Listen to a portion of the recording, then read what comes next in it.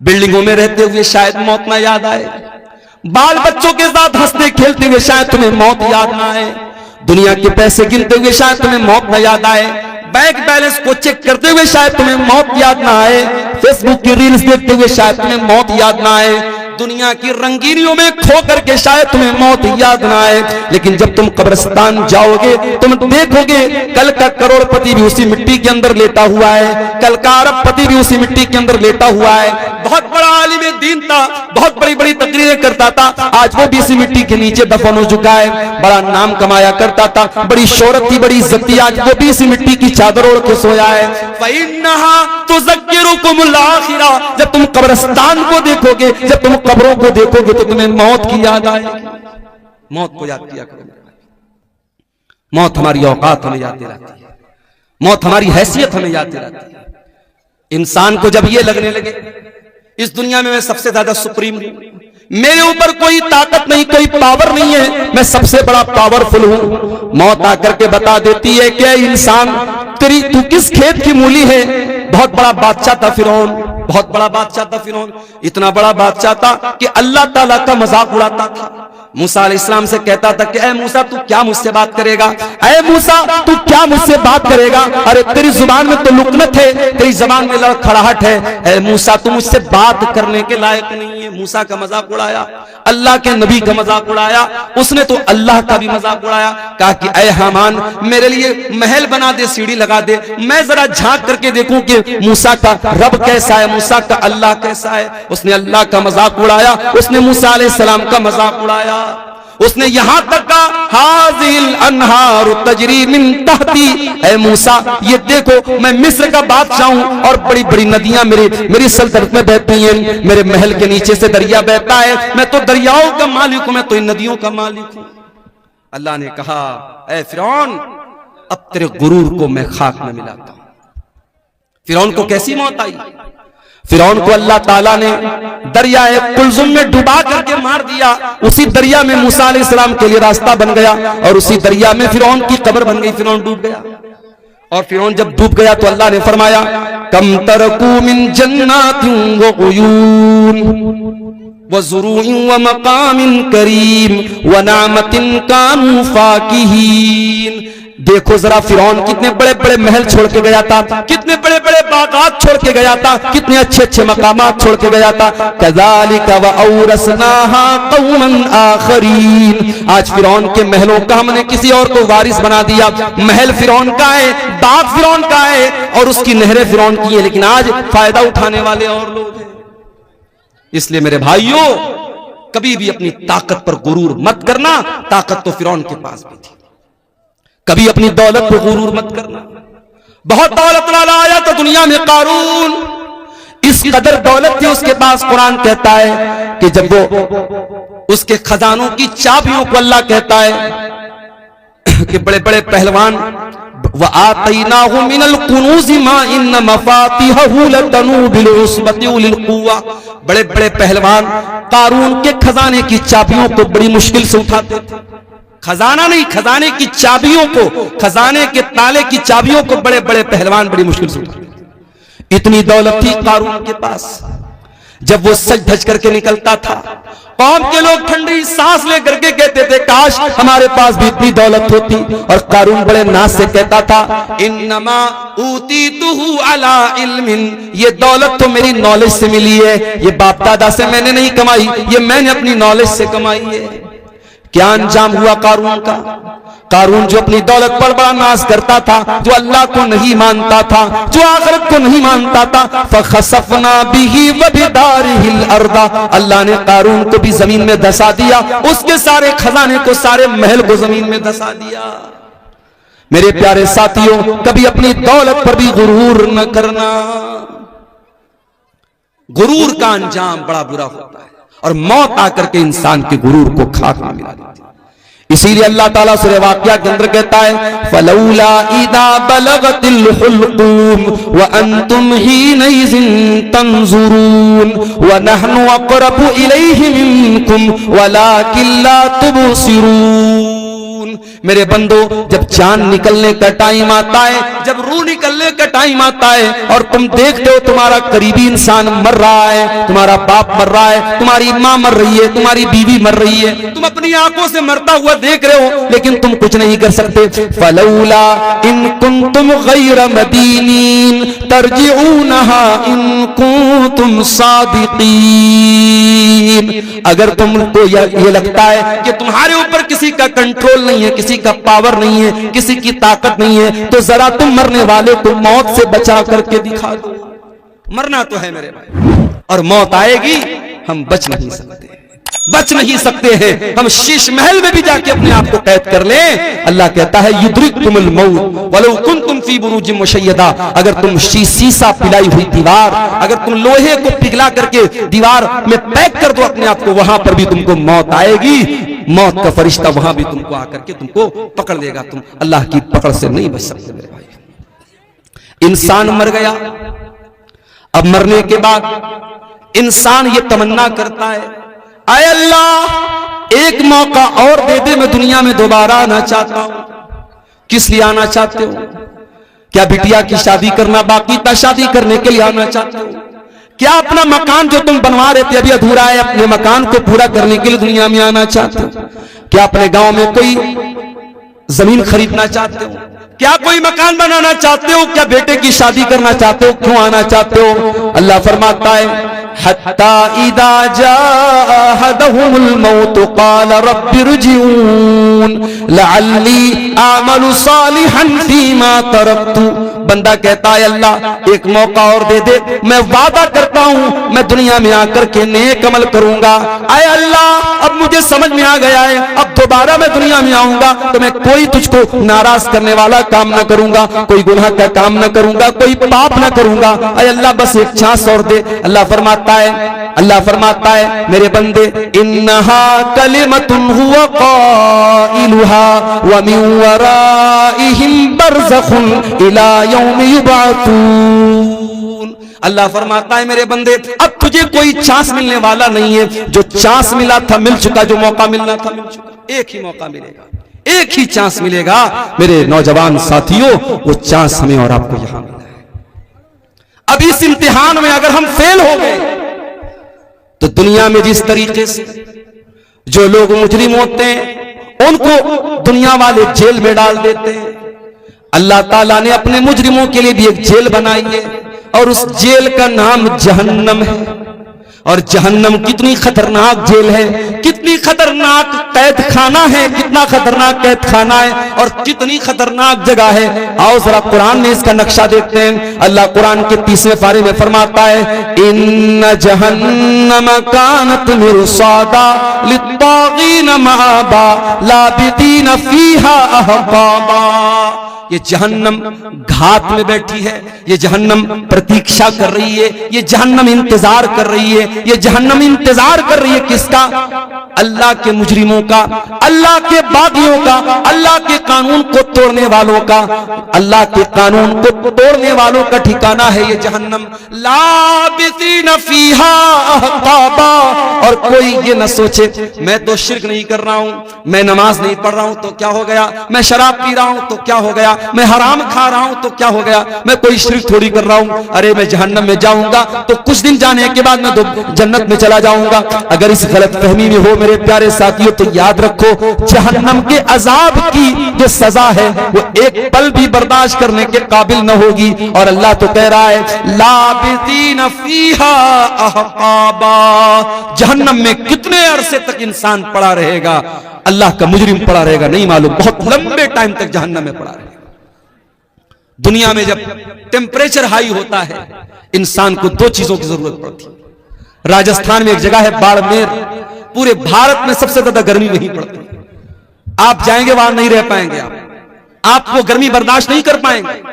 जिस तरीके से लेह और लद्दाख में 0 के नीचे पारा हो जाता है सर्दी के मौसम में और पूरे मकान और घरों में बर्फ जम जाता है, उस तापमान में और उस टेम्परेचर में हम और आप बहुत मुश्किल से रह सकते हैं, वैसे बाड़मेर की गर्मी में हम नहीं रह सकते।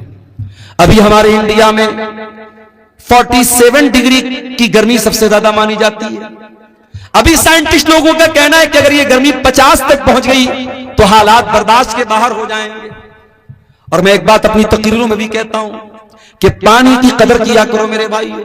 ये जो पानी हम लोग बहाते हैं, फजूल बहाते हैं, सरकारी पानी आ रहा है, नल खोल दिया, बह रहा है, एक बाल्टी पानी में नहा सकते हैं, 4-4 बाल्टी पानी में नहा रहे हैं, एक कपड़े को एक बाल्टी में धो सकते हैं, 10-10 बाल्टी बर्बाद कर रहे हैं। पानी को बर्बाद न करो मेरे भाइयों। अफ्रीका की राजधानी है केप टाउन। केप टाउन के अंदर जितना ग्राउंड के अंदर पानी है, सब पानी खत्म हो चुका है। साउथ अफ्रीका की राजधानी है केप टाउन, वहां पानी खत्म हो चुका है ग्राउंड पर। और साइंटिस्ट का कहना है कि अगर भारत में पानी की बर्बादी नहीं रुकी तो 2040 तक भारत के बड़े बड़े शहरों में, दिल्ली, मुंबई, चेन्नई, बेंगलोर में ग्राउंड के अंदर, जमीन के अंदर का पानी खत्म हो जाएगा।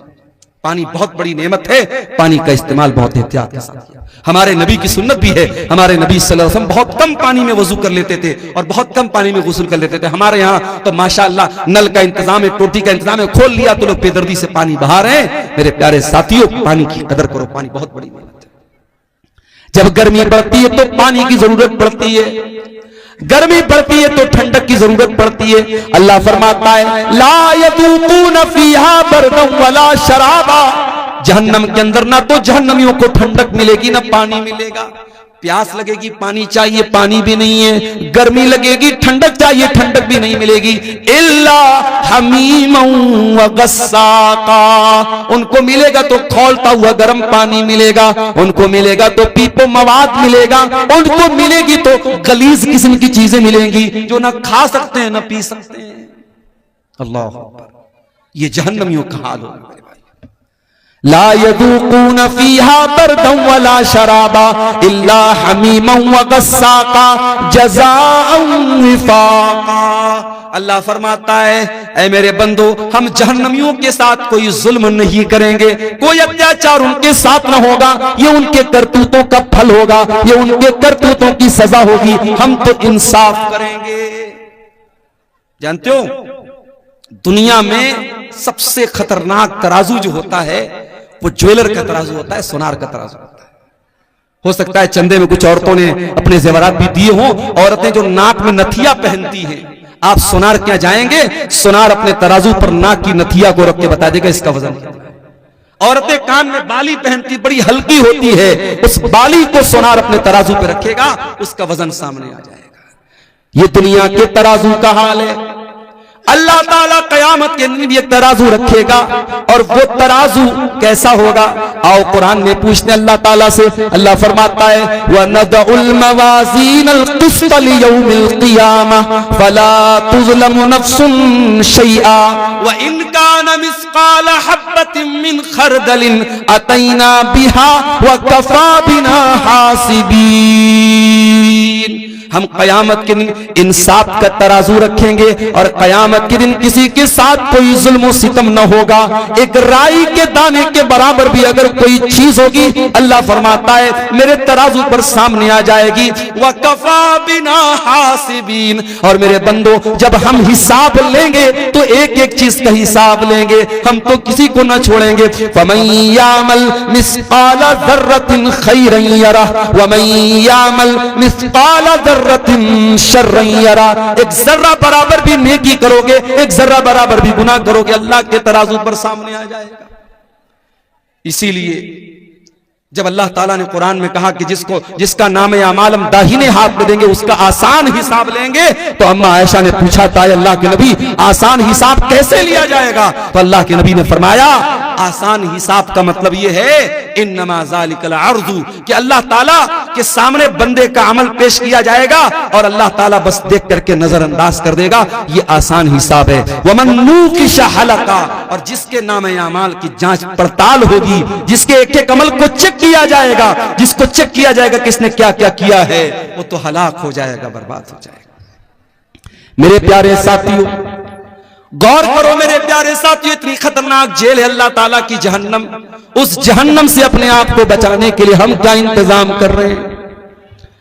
दुनिया में कहीं आग लग जाए, फायर ब्रिगेड वालों को जल्दी से बुलाया जाता है, फिर भी आग लग जाए तो बहुत मुश्किल हो जाता है लोगों को बचाना। अभी हमारे घर पे शादी थी, छोटे भाई की, हमारे शादी में औरतों का जहां खाना चल रहा था, चाट का वहां पे वो स्टॉल लगा हुआ था। चाट वाले के स्टॉल में गैस का चूल्हा लगा था। अचानक उसके गैस के चूल्हे से आग निकलने लगी। अब जाहिर है वहां जितना पिंडाल लगा है, कपड़े का पिंडाल है, अगर आग भड़कती पूरे पिंडाल में लगती और कितना नुकसान हो सकता था अंदाजा नहीं हो सकता। अल्लाह का करम हुआ, फौरन वो आग बुझाई गई, नुकसान नहीं हुआ, कोई नुकसान नहीं हुआ। एक हल्की सी आग लगती है और बहुत तेजी के साथ फैल जाती है। जहन्नम की आग दुनिया की आग से 70 गुना ज्यादा खतरनाक होगी। अल्लाह के नबी फरमाते हैं इन्नहा फुस्सिलत अला नारिकुम, दुनिया की आग जहन्नम की आग दुनिया की आग से 70 गुना ज्यादा खतरनाक होगी।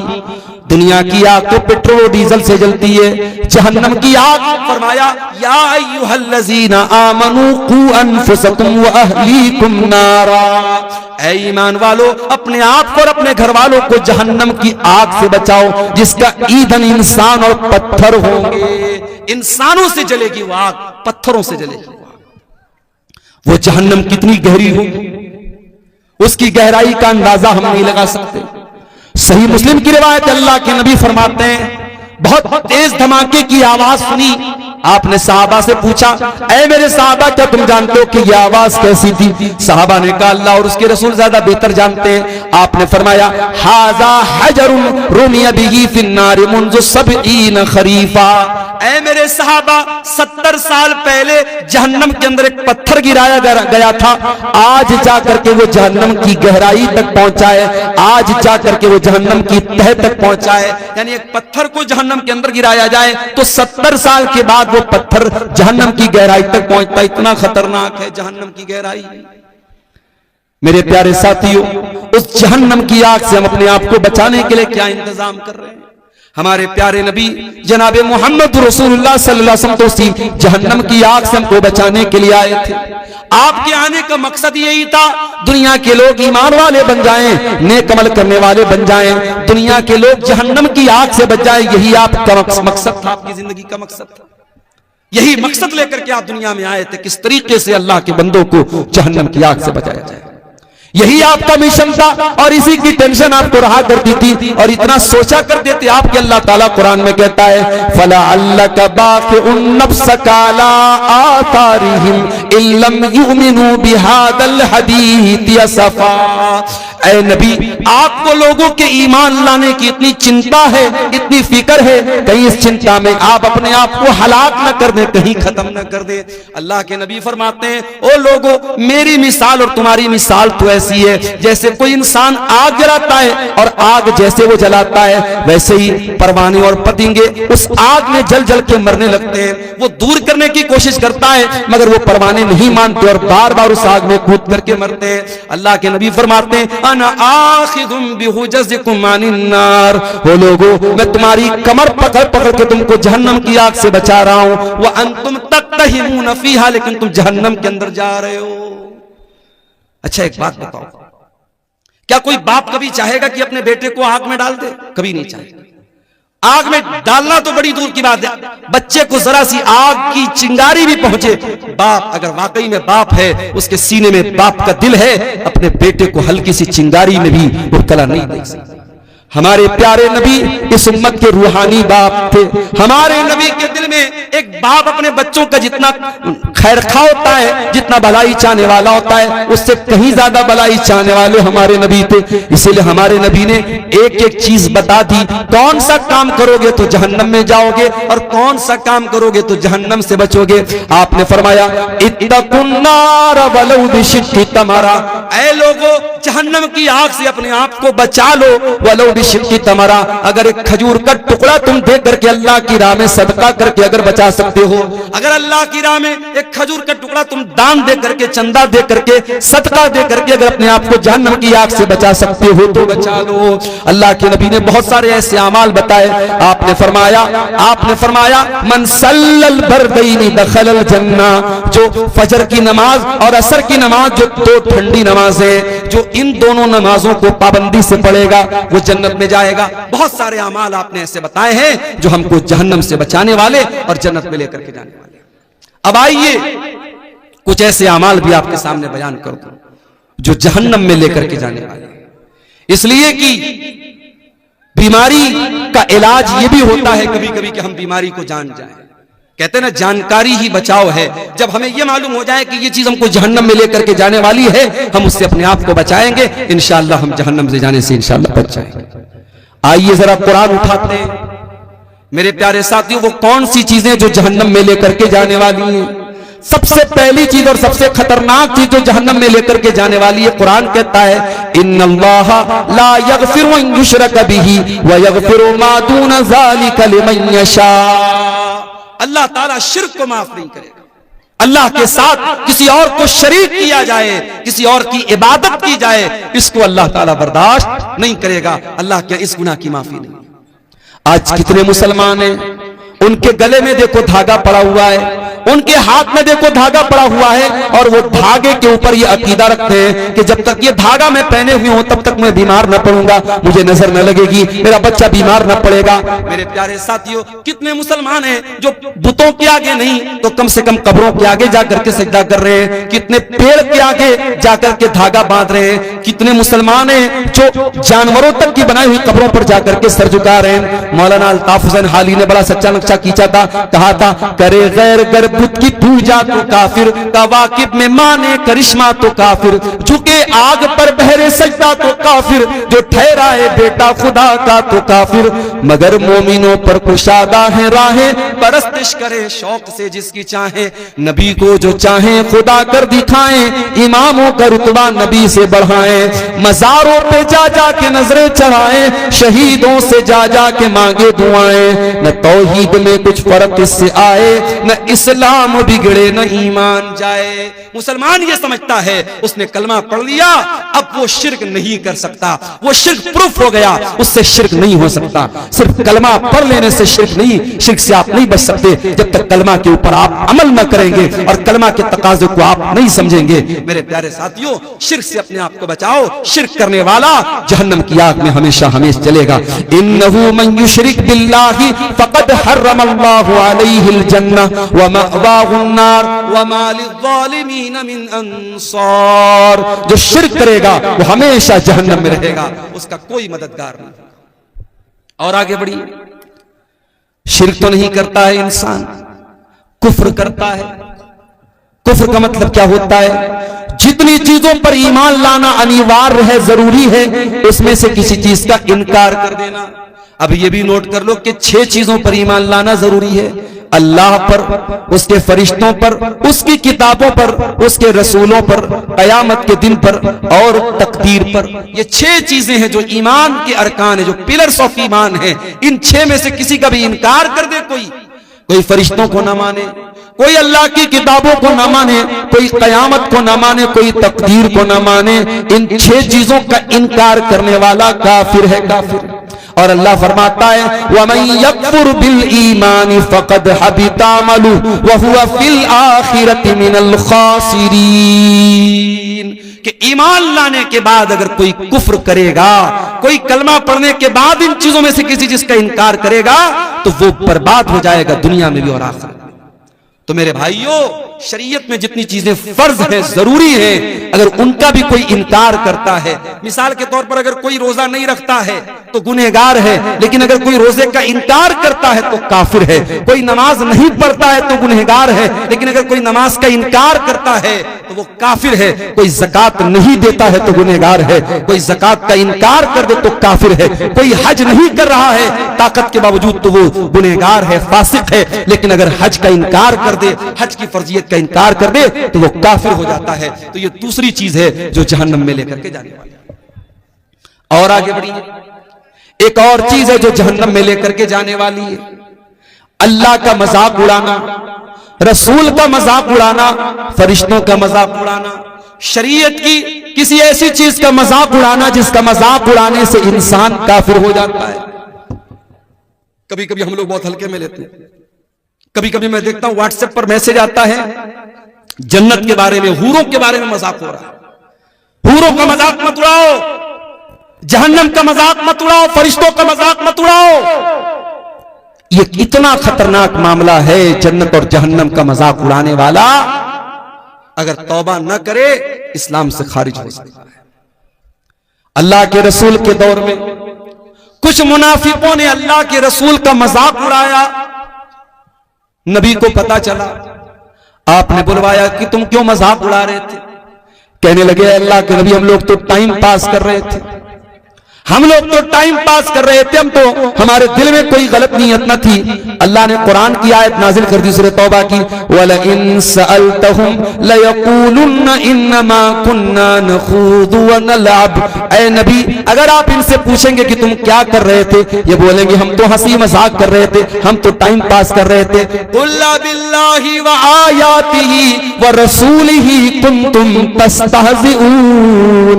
ऐ नबी, इनसे पूछो क्या तुम अल्लाह का मजाक उड़ा रहे हो? क्या तुम अल्लाह की आयतों का मजाक उड़ा रहे हो? क्या तुम अल्लाह के रसूल का मजाक उड़ा रहे हो? ला तातज़िरू कद कफरतुम बाद ईमानिकुम। अब तुम कोई बहाना पेश न करना। तुम जब अल्लाह का तुमने मजाक उड़ाया, तुमने रसूल का मजाक उड़ाया, तुमने अल्लाह की आयतों का मजाक उड़ाया, तो तुम काफिर हो गए। आजकल 72 हूरों पर फिल्में आ रही है बॉलीवुड की। खबरदार, ये फिल्में आपके अकीदे को कमजोर करने के लिए बनी हैं। और इस्लाम की, अकबर इलाहाबादी ने कहा था, इस्लाम की फितरत में कुदरत ने लचक दी है, उतना ही ये उभरेगा जितना के दबाव। इस्लाम के खिलाफ जितना भी प्रोपेगेंडा कर लिया जाए, इस्लामोफोबिया का जितना भी माहौल बना दिया जाए, हमारा अकीदा भी है और ये बात मुशाहदा भी ये बात बताता है कि इस्लाम की तबलीग रुक नहीं रही है। इस्लाम के खिलाफ इतने प्रोपेगेंडे होने के बावजूद अल्हम्दुलिल्लाह अभी भी इस्लाम फैल रहा है। और यही वो बात है जो इस्लाम के दुश्मनों को चुभती है। और कभी 72 हूरों के नाम से फिल्में बनती हैं, कभी हम 4 और हमारे 12, हम 2 और हमारे 12, इस तरीके की फिल्में बनती हैं। इस्लाम के अहकाम का मजाक उड़ाया जाता है। और अफसोस की बात यह कि बहुत सारे मुसलमान भी इस तरीके की फिल्मों को देखते हैं और प्रमोट करते हैं। मेरे प्यारे साथियों, याद रखिए, अल्लाह का, उसके रसूल का, उसकी आयतों का मजाक उड़ाना, अल्लाह की शरीयत का मजाक उड़ाना, ये इतना खतरनाक गुनाह है तो इस्लाम को इंसान से खारिज कर सकता है। हमारी बहुत सारी बहनें नकाब नहीं पहनती। ये उतने बड़े अफसोस की बात नहीं है कि वो नकाब नहीं पहनती। अफसोस की बात यह है कि वो नकाब के ऊपर कमेंट करती हैं और कहती हैं, अरे मौलाना साहब, ये नकाब आप लोगों ने अपने मन से इसको निकाला है, इस्लाम में इसकी कोई हैसियत नहीं है। यहां तक औरतें कहती हैं, जो पर्दा से दूर भागती हैं, जो बेहया औरतें होती हैं, वो कहती हैं, अरे पर्दा वर्दा क्या होता है, इंसान का दिल पाक होना चाहिए, इंसान की नजर पाक होनी चाहिए।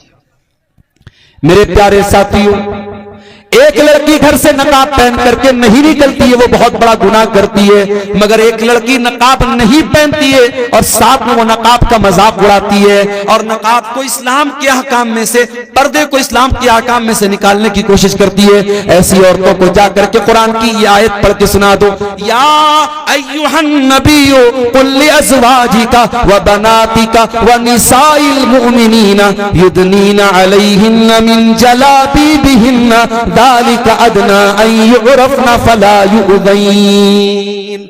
ऐ नबी, अपनी बीवियों से कह दीजिए, अपनी बेटियों से कह दीजिए और तमाम मुसलमान औरतों से कह दीजिए कि जब वो अपने घर से निकला करें तो अपने ऊपर जिल्बाब डाल लें, अपने ऊपर नकाब डाल लें, अपने ऊपर ऐसी चादर डाल लें जिससे उनका शरीर ढक जाए, जिससे उनका बदन ढक जाए। अल्लाह फरमाता है, ये पर्दा उनकी पहचान बन जाएगा, ये पर्दा बता देगा कि ये नकाब पहनने वाली औरतें, ये पर्दा करने वाली औरतें, और कोई उनको छेड़ने की हिम्मत न कर सकेगा। मेरे प्यारे साथियों, जो लोग ये बोलते हैं कि दिल साफ होना चाहिए, पर्दा करने की कोई जरूरत नहीं है, मैं उनसे पूछता हूं, इस दुनिया में क्या सहाबे किराम से भी ज्यादा कोई साफ सुथरे दिल वाला आया था? नबियों के बाद, अल्लाह के पैगंबरों के बाद अगर सबसे ज्यादा पाक और साफ दिल वाला कोई आया था तो नबी के सहाबा आए थे।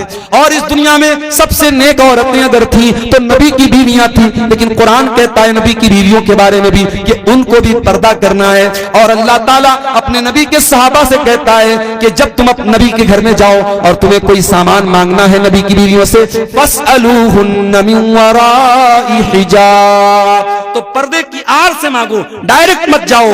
ज़ालिकुम अतहरु लिकुलूबिकुम व कुलूबिहिन्ना, इसी में तुम्हारे दिल की भी पाकी है, इसी में उनके दिल की भी पाकी है। मेरे प्यारे साथियों, कुरान 1400 साल पहले बता रहा है कि पर्दा करने के बाद दिल पाक होता है, पर्दा के बगैर दिल पाक नहीं।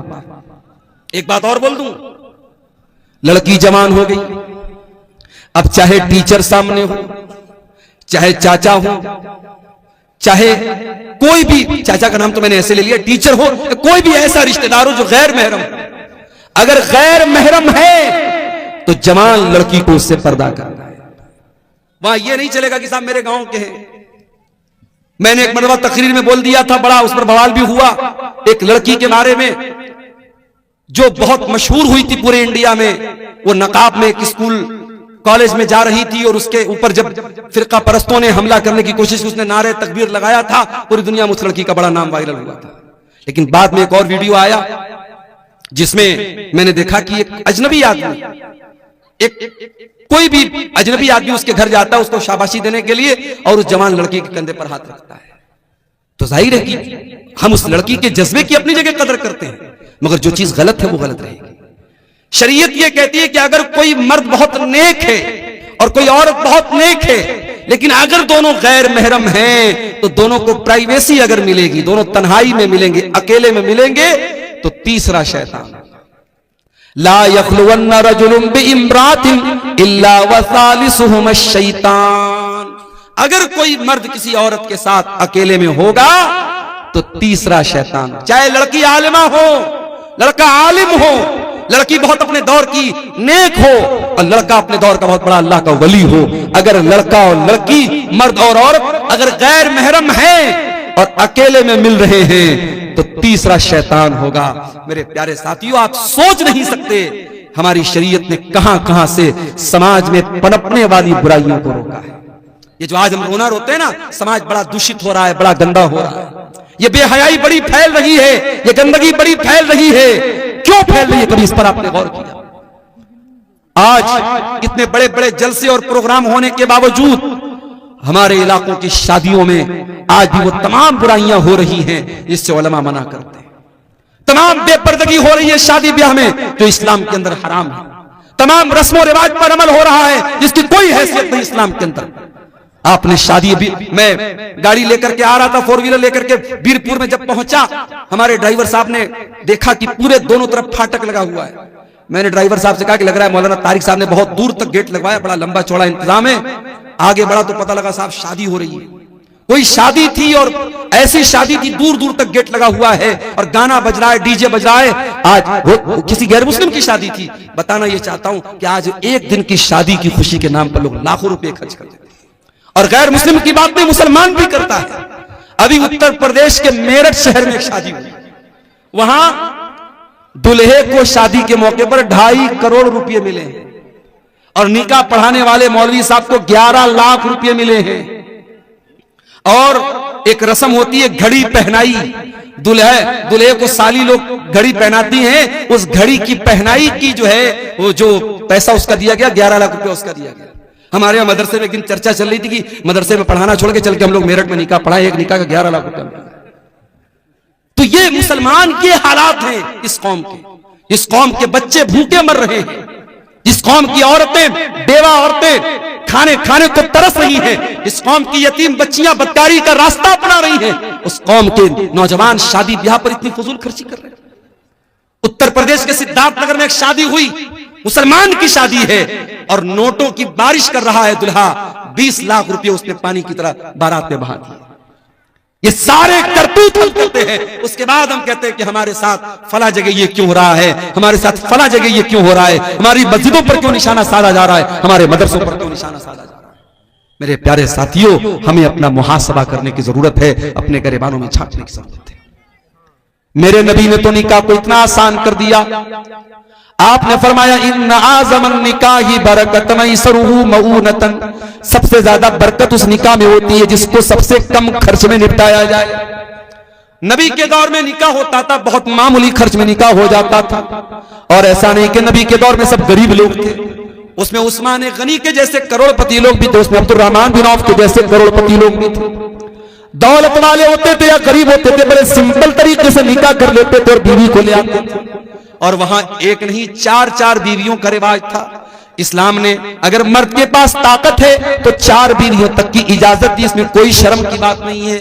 आज एक मर्द जिना करके 10 औरतों के साथ जिना करे, उतना बुरा नहीं माना जाता। अगर कोई बेचारा उसके पास ताकत है जिस्मानी एतबार से, माली एतबार से, अगर वो एक के साथ साथ दूसरी बीवी कर ले, दूसरी शादी कर ले, बवाल हो जाता है साहब। पूरे गांव वाले उसका जीना हराम कर देते हैं और पहली बीवी और उसके घर वाले तो उसका जीना हराम कर ही देते हैं। याद रखो मेरे भाइयों, हलाल को मुश्किल बनाओगे, हराम आसान हो जाएगा। और आज हराम आसान हो चुका है और हमारी और आपकी सोच से बहुत ऊपर जा चुका है। जिनाकारी और बदकारी मुस्लिम समाज में इतनी आम होती चली जा रही है। मेरे पास आए दिन फोन आता है और ऐसे ऐसे मसले पूछे जाते हैं, अल्लाह की पनाह शर्म आती है। मौलवी साहब, लड़के ने लड़की के साथ गलत काम कर लिया, फिर लोगों ने शादी करा दी, शादी के 3 महीने के बाद बच्चा हो गया। अब क्या किया जाए? क्या दोबारा निकाह करना पड़ेगा? ये वो मसले हैं, उनका जवाब क्या देना है वो एक अलग मसला है। लेकिन मुसलमानों की सोसाइटी में इस तरीके के मसले पैदा हो, ये सोचने की बात है मेरे प्यारे साथियों, ये अफसोस करने की बात है, ये अफसोस करने का मकाम है। हलाल को मुश्किल बनाओगे, हराम आसान हो जाएगा। शादियों को आसान करो। नौजवानों, तुमसे भी कहता हूं, अपने बाप से जाके कह दो, अपनी मां से जाके कह दो, मेरी शादी सुन्नत के मुताबिक करो, आसान तरीके से करो। अपने ससुर के ऊपर बोझ न बनो, अपने होने वाले ससुर के ऊपर बोझ न बनो, किसी तरीके के जहेज के चक्कर में न पड़ो। आसान और सिंपल लाइफ गुजारो, इज्जत और खुददारी के साथ। ससुराल से मिलने वाले बेड से बेहतर है चटाई पर लेट करके जिंदगी गुजार दो। ससुराल से मिलने वाले फ्रिज का ठंडा पानी पीने से बेहतर है कि घड़े का ठंडा पानी पी के गुजारा करो। ससुराल से मिलने वाली बाइक पर चलने से बेहतर है अपनी कमाई की साइकिल पर अपनी बीवी को बिठा करके चलो। मेरे प्यारे साथियों, इज्जत और खुददारी आपके हाथों में है, अब आप खुद डिसाइड कर लीजिए हमको क्या करना है। मेरे अजीजों, ज़िनाकारी वो गुनाह है जो जहन्नम के अंदर लेके जाने वाला है। अल्लाह कहता वला तक़रबुज़्ज़िना इन्नहु काना फ़ाहिशतन व साअ सबीला। ऐ मेरे बंदो, तुम ज़िना के करीब भी ना जाना, ये बड़ा ही गंदा काम है, बहुत बुरा रास्ता है। अल्लाह के नबी की आदत थी, फजर की नमाज पढ़ने के बाद आप सहाबा की तरफ अपना चेहरा कर लेते थे और आप सहाबा से पूछते थे क्या तुमने कोई ख्वाब देखा है? सहाबे किराम अपना ख्वाब बयान करते थे, अल्लाह के प्यारे नबी अपना ख्वाब बयान करते थे।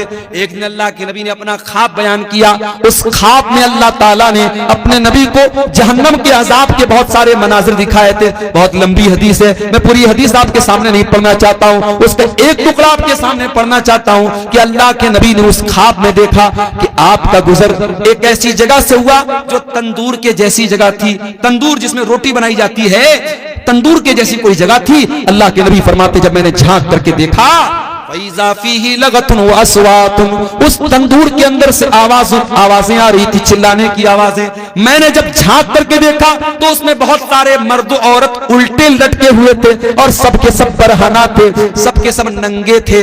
उसके बदन पर कोई कपड़ा न था, मर्द भी नंगे औरतें भी नंगे, वो उल्टे लटके हुए थे और जहन्नम की आग आती थी और उनकी शर्मगाहों में दाखिल हो रही थी।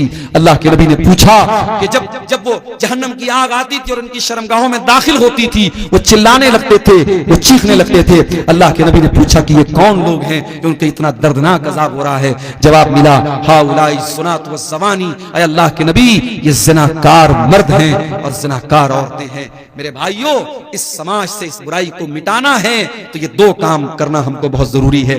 पहला काम, अपने घर में हमें माहौल पर्दा वाला और शर्म हया वाला बनाना पड़ेगा। अपने घर में महरम गैर महरम का फर्क करना पड़ेगा। आपकी लड़की जवान हो गई, अब कोई भी आता है गांव का और अगर आपकी बेटी बेपर्दा उसके सामने आ जा रही है तो इस पर आपको पाबंदी लगाना पड़ेगा। मैं जानता हूं जिस माहौल में ये चीजें आम हो जाती हैं वहां बचना बहुत मुश्किल हो जाता है, मगर मैं ये भी जानता हूं कि साउथ अफ्रीका का क्रिकेटर हाशिम अमला, अगर उस मुल्क में जहां हर तरफ नंगी औरतें घूमती हों, अगर उस मुल्क में उसकी बीवी सर से पैर तक नकाब में चल सकती है, तो आपके इलाके में अगर ये पर्दे का माहौल न हो, लेकिन अगर आप चाहेंगे, अगर बाप चाहेगा, अगर मां चाहेगी, तो उसकी बेटी इस माहौल पर भी इंशाअल्लाह अमल करेगी। मेरे पास ऐसे भी केस आते हैं मेरे भाई, ऐसी बच्चियों के फोन आते हैं जो कहती हैं कि हम ऐसे घरों में शादी करना चाहते हैं जहां हमें इस्लामी पर्दे पर अमल करने दिया जाए, जहां देवर और जेठ से पर्दे का माहौल हो, जहां बेपर्दगी ना हो, बेहयाई ना हो, हम ऐसे घर में शादी करना चाहते हैं। आज के इस दौर में ऐसी भी मुसलमान लड़कियां हैं। ये पहला काम आपको करना पड़ेगा, अपने घर के माहौल को इस्लामी माहौल बनाना पड़ेगा। और दूसरा काम क्या करना पड़ेगा? निकाह को आसान करना पड़ेगा। जब तक आप ये काम नहीं करेंगे मेरे प्यारे साथियों, ज़िनाकारी और बदकारी को नहीं रोक सकते। जहन्नम में लेकर के जाने वाला एक और अमल है सूद खाना, ब्याज खाना। अल्लाह के नबी ने लानत की है बाकायदा, लानल्लाहु आकिल रिबा व मुकिलहु व कातिबहु व शाहिदैहि। सूद खाने वाला, सूद खिलाने वाला, सूद की गवाही देने वाला, सूद को लिखने वाला, सब पर अल्लाह की लानत हो। और कुरान कहता है फ़इल्लम तफ़अलू फ़अज़नू बिहर्बिन मिनल्लाहि व रसूलिही। अगर सूद खाने वाला अगर सूद खाने से बाज नहीं आता है, अगर ब्याज खाने वाला अगर ब्याज खाने से बाज नहीं आता है, तो कुरान कहता है अल्लाह से और उसके रसूल से जंग करने के लिए तैयार हो जाओ। आज कौन ब्याज नहीं खा रहा? किसका सेविंग अकाउंट नहीं है? सबका सेविंग अकाउंट है। और सबके अकाउंट में, किसी के अकाउंट में 10 रुपया, किसी के अकाउंट में 100 रुपया, किसी के अकाउंट में 1 लाख रुपया, जिसकी जितनी कैपिटल है उस हिसाब से ब्याज आ रहा है। और ये तो वो ब्याज है जो सेविंग अकाउंट में मिलती है। कितने मुसलमान तो बाकायदा एफडी कराते हैं, बैंक में 1 लाख रुपया जमा कर दिया, 1 लाख पर 1,06,000 रुपया हर साल ब्याज बैंक दे रहा है। कितने बड़े बड़े पैसे वाले मुसलमान इसी ब्याज के जरिए पैसा कमा रहे हैं। माफ करना मेरे भाई, इतना बड़ा गुनाह है ये ब्याज। अल्लाह के नबी ने फरमाया कि अपनी सगी मां के साथ जिना करने से भी बड़ा गुनाह है। आपने फरमाया कि जिना के 70 सूद के 70 से ज्यादा दर्जे हैं, उसमें सबसे हल्का दर्जा यह है अय्यन की हर रजुल उम्महू, के अपनी मां के साथ इंसान जिना करे। मेरे प्यारे साथियों, सूद और ब्याज से अपने आप को बचाओ। अपने भाइयों से कहना चाहता हूं, ऐसी कंपनियों में पैसा न लगाओ, ऐसे बिजनेस में पैसा न लगाओ जो फ्रॉड है, जो जुआ है, जो सूद है। बहुत सारी कंपनियां आजकल चली हैं, कोई क्रिप्टो करेंसी के नाम से, कोई फला मेटाओजोन के नाम से, कोई फला कंपनी के नाम से, कोई ड्रीम 11 के नाम से। ये नौजवानों आपके पैसे को बर्बाद करने के लिए और आपको जुए और सूद की लानत में गिरफ्तार करने के लिए सारी कंपनियां। हलाल तरीके से पैसा कमाओ, बहुत सारे पैसा कमाने के तरीके हैं। तो ये सूद और ब्याज भी मेरे भाइयों जहन्नम में लेकर के जाने वाला अमल है। अब 2-4 बातें और बयान करूंगा और जाते जाते एक अपील करके जाऊंगा। आप जानते हैं हमारे शेख तारिक साहब का ये इदारा चल रहा है और अल्हम्दुलिल्लाह 600 650 यहाँ बच्चे तालीम हासिल कर रहे हैं। इस इदारे के लिए ये जलसा हुआ है, आप इसका ताउन करते हुए यहाँ से जाएंगे। आखिरी 2-4 बातें और सुन लीजिए, फिर हम बात खत्म करेंगे। रात के तकरीबन 2 बज रहे हैं। आप जहन्नम में लेकर के जाने वाले अमल की बात कर रहा हूं मेरे अजीजों। जहन्नम में लेकर के जाने वाला एक और अमल है और वो अमल है जुल्म करना। अगर जुल्म करोगे, अत्याचार करोगे, तो ये अमल भी जहन्नम में लेकर के जाने वाला है। अल्लाह के नबी फरमाते हैं, सही मुस्लिम की रिवायत है, सिनफान मिन अहलिन नारी लम अरहुमा। मेरी उम्मत के अंदर 2 किस्म के लोग ऐसे हैं जो जहन्नम में जाएंगे, लेकिन मैंने उनको अभी नहीं देखा है। नंबर 1, कौमुन माहुम सियातुन काज़नाबिल बकर यद्रिबून बिहन्नास। ऐसे लोग आएंगे जिनके हाथ में गाय की दुम की तरह कोड़े होंगे, जिनसे वो लोगों को मारेंगे। उलमा ने लिखा है कि गाय की दुम की तरह कोड़े से मुराद पावर है, ताकत है, इख्तिदार है, कुव्वत है। आज अगर किसी के पास कोई ताकत है और अपनी ताकत के जरिए वो दूसरों पर जुल्म कर रहा है, बेकसूरों को मार रहा है, 1,41,000 जी माशाअल्लाह, ये 1,41,000 रुपये नेपाली हैं। किसी अल्लाह के बंदे ने इस इदारे में ताउन के तौर पे दिया है। अल्लाह ताला इस भाई के ताउन को कबूल फरमाए, इसके माल में अल्लाह ताला बरकत अता फरमाए। मेरे भाइयों, अल्लाह के नबी फरमा रहे हैं, जिनके हाथ में पावर है और पावर का गलत इस्तेमाल करेंगे वो लोग जहन्नम में जाएंगे। आप देख रहे हैं अभी मुल्क के हालात क्या हैं, और हमारे जिस स्टेट से मैं आता हूं उस स्टेट के हालात भी आप देख रहे हैं। किस तरीके से बेकसूर को कसूरवार और कसूरवार को बेकसूर बनाया जाता हम जानते हैं। लेकिन हां, 2-4 उम्मीदों के दिए अब भी हैं रोशन, माजी की हवेली अभी वीरान नहीं है।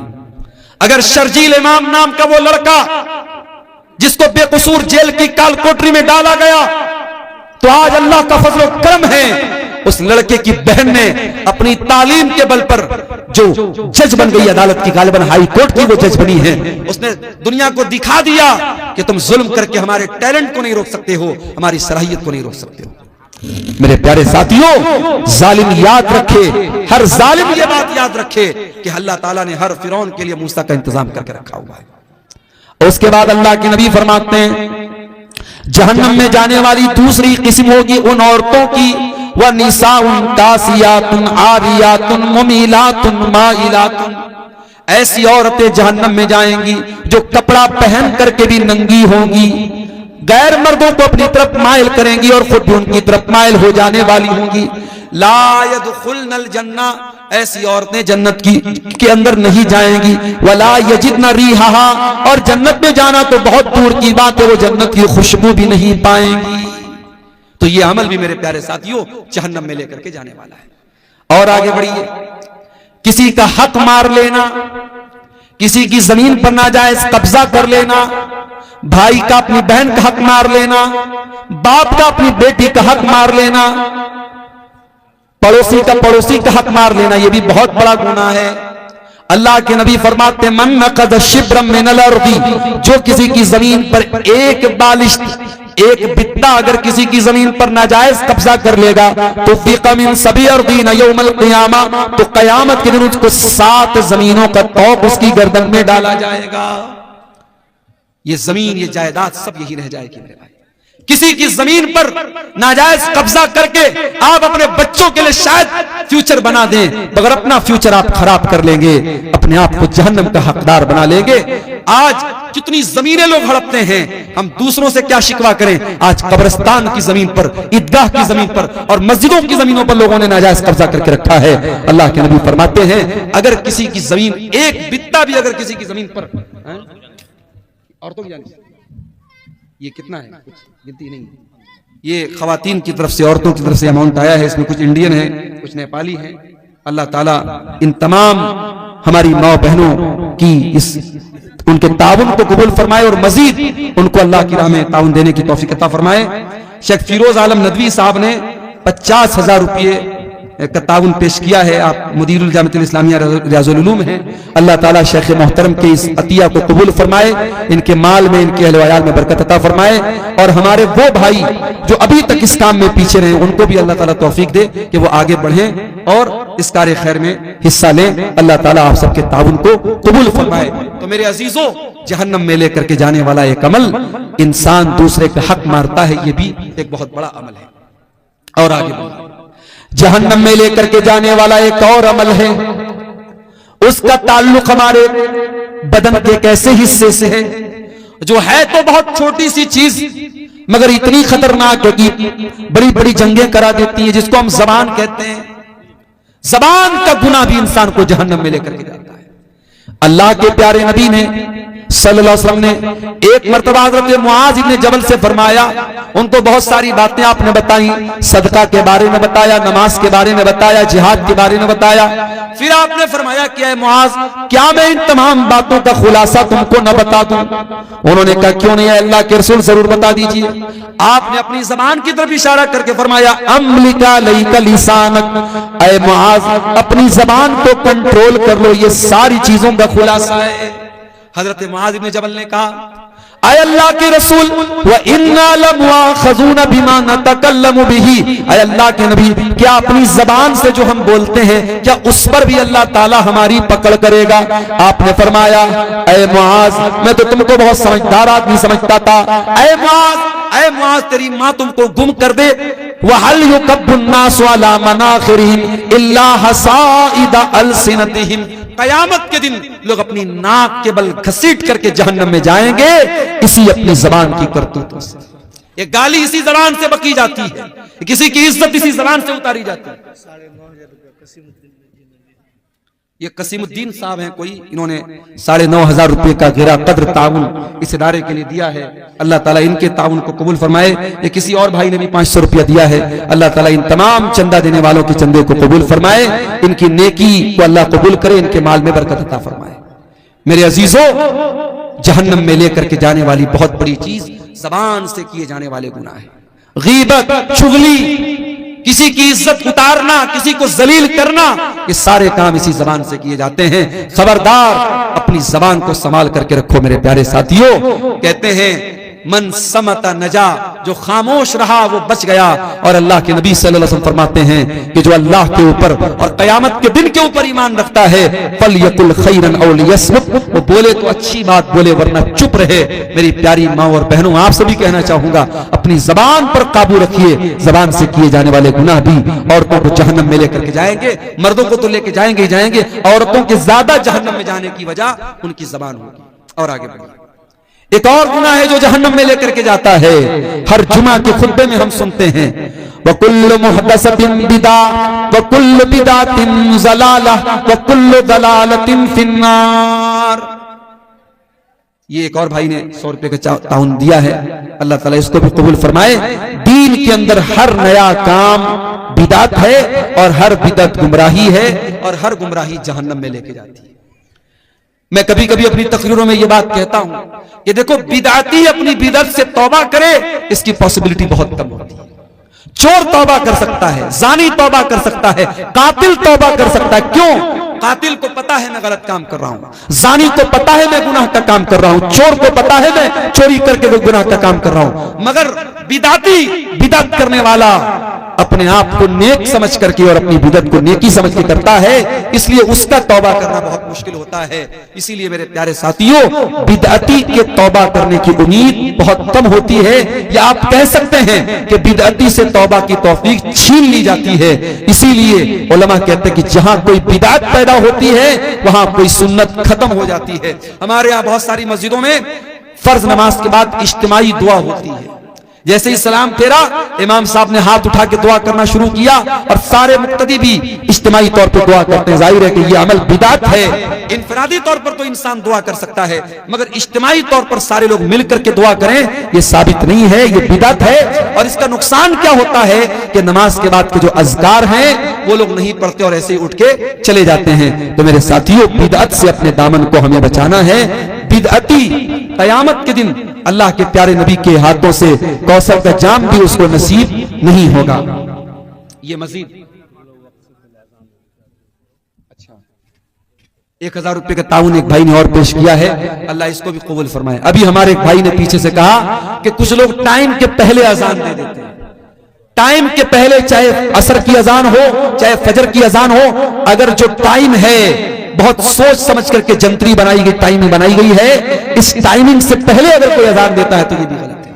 इसी तरीके से बात जगहों पर देखा गया कि कब्रिस्तान में मुर्दे को दफनाने के बाद वहां खड़े होकर अजान दे रहे। भाई ये क्या है? कहते साहब हम अजान दे करके शैतान को भगा रहे हैं यहां से, ताकि हमारा जो मुर्दा है उससे सवाल जवाब में आसानी हो जाए। माफ कीजिए, मुर्दे की आसानी के लिए दुआ करने का हुक्म है, अजान देने का हुक्म नहीं है। इसलिए मेरे अजीजों, आप बिदअत के हर तरीके से अपने आप को बचाइए। एक भाई पूछ रहे हैं कि रियाकारी से बचने का क्या तरीका है।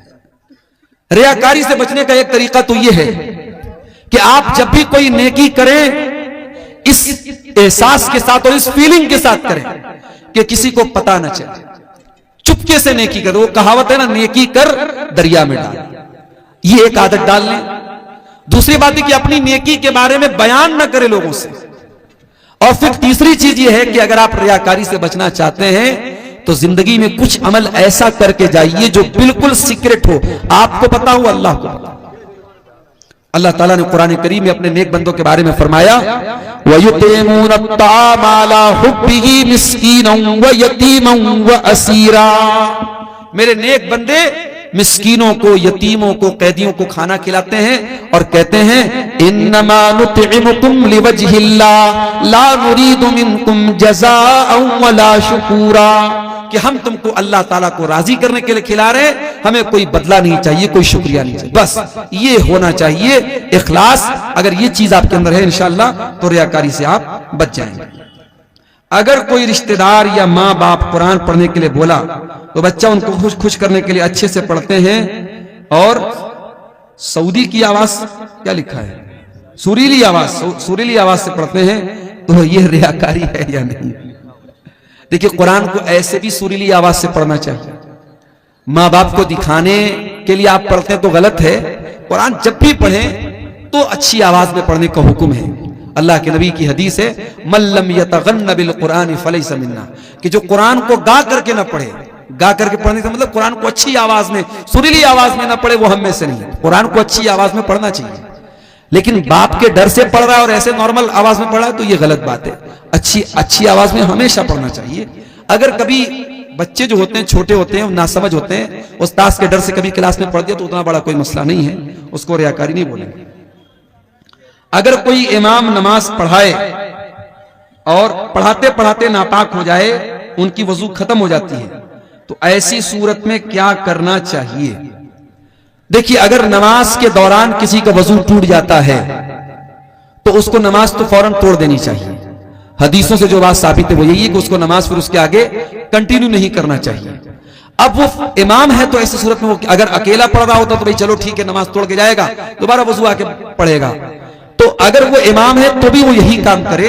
अगर उसका वजू टूट गया है तो वो नमाज के बीच में से निकल जाए और मुक्तदियों को बता दे कि ये मेरे साथ मसला हो गया, मेरा वजू टूट गया, और दोबारा आकर के वो फिर से नमाज पढ़ाए।